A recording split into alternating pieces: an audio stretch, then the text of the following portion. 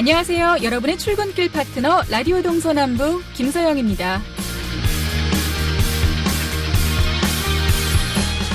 태백시의 교정시설 유치를 위한 시민준비위원회가 주민 10,000명의 서명을 받아 지난 4월 법무부의 교정시설 유치를 정식으로 건의했습니다. 45개 탄광이 운영되던 1980년대 12만 3천 명이었던 인구가 폐광 이후 지금은 4만 5천 명까지 급감했는데요. 쇠락하는 도시를 살리기 위해 류태호 태백시장도 교정시설을 만들겠다는 공약을 내걸었죠.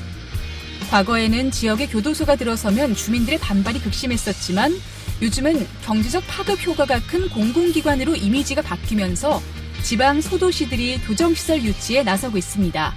실제로 전국 40여 개 자치단체가 이번 유치전에 뛰어들었는데요. 그중 태백시가 교정시설을 유치하게 됐습니다.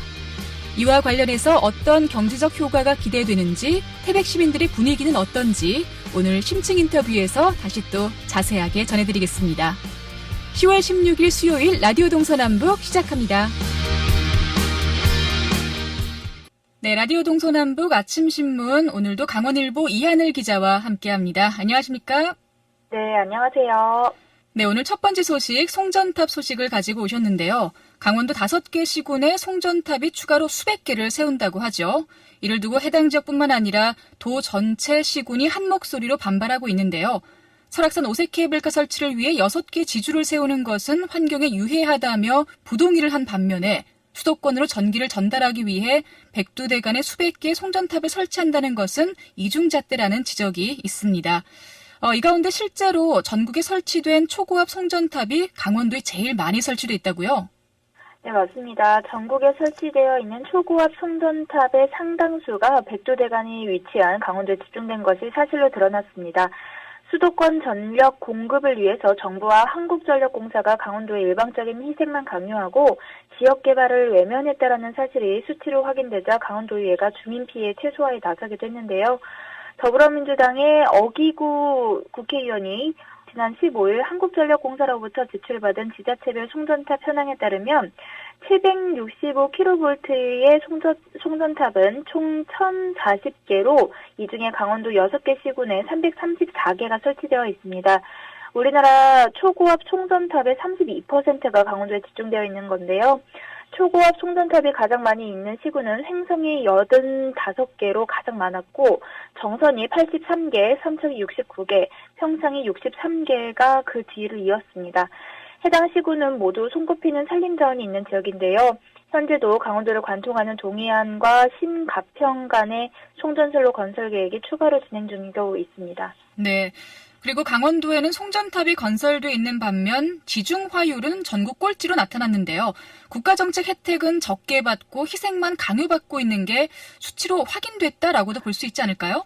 네, 도내에는 이미 초고압 송전탑을 포함해서 5,200여 개 이상의 수도권 전력 공급용 송전탑이 건설되어 있는데요.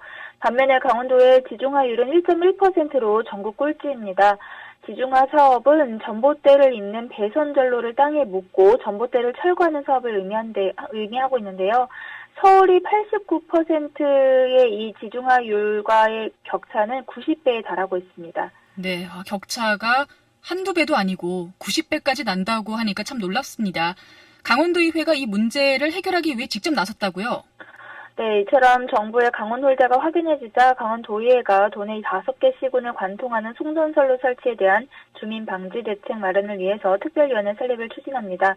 한금석 강원도의장은 15일 제285회 임시회 개회에 앞서서 의정 대표자 협의회를 열고 송전선로 피해 대책 특별위원회 구성과 관련해서 각 상임위원장들의 의견을 수렴을 했는데요.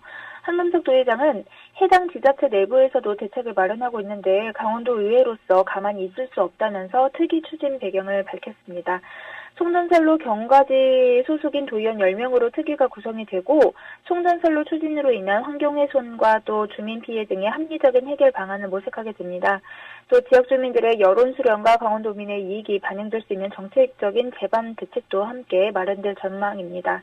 네, 강원도 홀대론이 계속해서 이렇게 이어지고 있는데 조금 좋은 방안들이 많이 마련이 됐으면 좋겠습니다. 자, 계속해서 국정감사 소식 들어보도록 하죠. 강릉 수소탱크 폭발 사고가 발생한 지 5개월이 지났습니다만 수소 안전성 확보는 여전히 뒷전인 것으로 나타났는데요. 정부가 수소 산업 활성화에만 치중할 게 아니라 안정성 대책부터 마련해야 한다는 지적이 국정감사에서 제기가 됐다고요. 예, 맞습니다. 어제였는데요. 국회 산업통상자원 중소벤처기업위원회 소속인 조배숙 의원에 따르면 환경부가 추진 중인 수소 충전소 확대 사업 대상의 전국 43개소 중에서 삼척과 속초를 포함한 11개소에서 지난 6월 노르웨이 수소 충전소 폭발 사고 해당 기업인 네일사가 시공업체로 참여 중입니다. 네일사는 폭발 사고 직후에 노르웨이에서는 충전소 운영을 중단을 했고 현재도 정상화에 이르지 못하고 있습니다. 삼척과 속초의 경우에는 앞선 3월 달에 시공업체가 선정이 됐는데요. 넬코리아는 6월 사고 발생 직후 강원도를 방문해서 안전시공 대책을 설명을 했습니다. 이와 관련해서 강원도 관계자는 계약 번복은 어렵고 공사 관리 감독을 철저히 하게 할 것이라고 얘기를 하고 있는데요. 연구 개발용인 강릉 사고시설과는 달리 안전성이 검증된 상업용 충전소인데 방어벽 등 안전시설을 구축하겠다고 말했습니다. 네. 그리고 좀 법적인 안정망도 필요할 것 같은데요. 이 수소안전법이 국회를 통과할 수 있을지 관심이 모아지고 있는데 법안이 여전히 국회에 머물러 있죠. 네, 안전대책의 기본인 법안 마련조차 허송세월을 보내고 있는데요. 강릉사고 발생에도 불구하고 수소안전법 2개 법안은 여전히 국회에 계류 중입니다. 사고 수습을 맡고 있는 강원 테크노파크와 또 정부의 수소산업 활성화를 추진 중인 지자체들은 모두 고압가스 안전관리법에 따라서 움직이고 있는데요. 그러나 고압가스 안전관리법은 수소 안전성 관리 기준이나 설계 지침, 부품 안전성 검증에 역부족이라는 평가가 있습니다. 삼척과 속초 등 전국 11곳이 외국 기업인 넬사를 선정한 것도 국산 부품을 검증할 제도가 미비한 상황에서 내린 선택인데요. 강릉 사고 수습 과정에서 국내 수소 안전체계 미흡을 절감한 강원 테크노파크는 아예 이 분야를 특화시켜 나가기로 했습니다. 이번 주에 미국에서 열린 수소 안전 학회에 참석해서 해외 사례를 배우고 나섰는데요. 조배숙 의원은 수소 경제를 이루기 위해서는 반드시 안전성이 확보되어야 하는데 수소 충전소 확대 사업의 전체 과정에 정부의 엄정한 관리와 감독이 필요하다고 조언하고 있습니다. 네, 무엇보다 중요한 건 안전일 거라고 생각을 합니다. 이 안전성 확보에 정말 총력을 기울였으면 좋겠네요. 자, 오늘 강원일보 이하늘 기자와 함께 이야기 나눴습니다. 고맙습니다. 네, 감사합니다.